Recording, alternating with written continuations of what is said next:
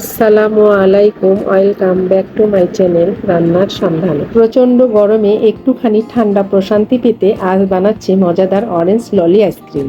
চলুন দেখে নেওয়া যাক। প্রথমে একটা বাটিতে নিয়ে নিচ্ছি 1 টেবিল চামচ কর্নফ্লাওয়ার, সাথে দিয়ে দিচ্ছি 2 থেকে 3 টেবিল চামচ নর্মাল পানি।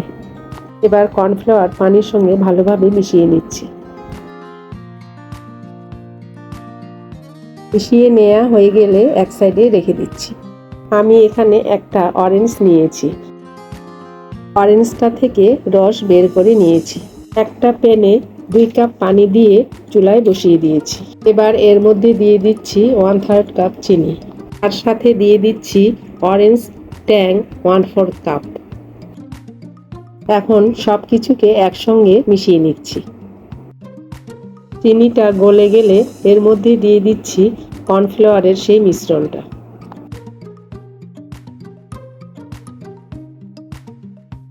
এবার আবারও কিছুক্ষণ জাল করে নেব।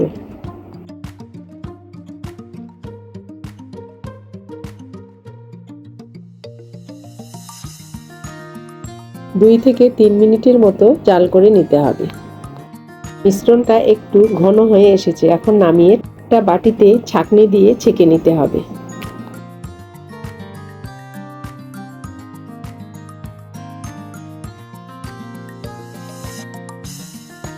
তারপর 10 থেকে 15 মিনিট অপেক্ষা করব। যখন ঠান্ডা হয়ে আসবে তখন ওর মধ্যে আমি যে ফ্রেশ অরেঞ্জ জুসটা বের করে রেখেছিলাম সেটা দিয়ে দিব। এবার অরেঞ্জ জুসটাও ছাঁকনি দিয়ে ছেঁকে নিচ্ছি।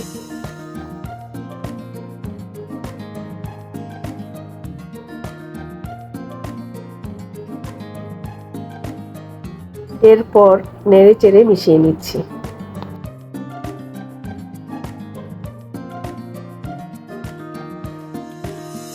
এখন ঢাকনা দিয়ে ডিপ ফ্রিজে রেখে দিব 3 থেকে 4 ঘন্টার মতো। 4 ঘন্টা পর বের করে ঢাকনা তুলে দেখাচ্ছি। দেখেন অনেকটাই জমে এসেছে। এবার একটা কাঁটা চামচের সাহায্যে জমাট বাঁধাটা ভেঙে দিচ্ছি। তারপর নেড়েচেড়ে দিয়ে ব্লেন্ডার জাগে নিয়ে 1 থেকে 2 মিনিটের জন্য ব্লেন্ড করে নিতে হবে।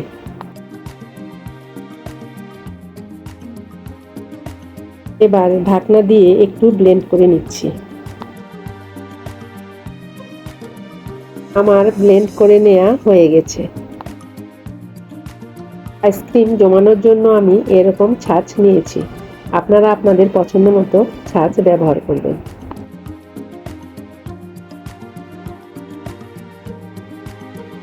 এবার ছাঁচের মধ্যে ব্লেন্ড করা সেই আইসক্রিমের মিশ্রণটা ঢেলে দিচ্ছি।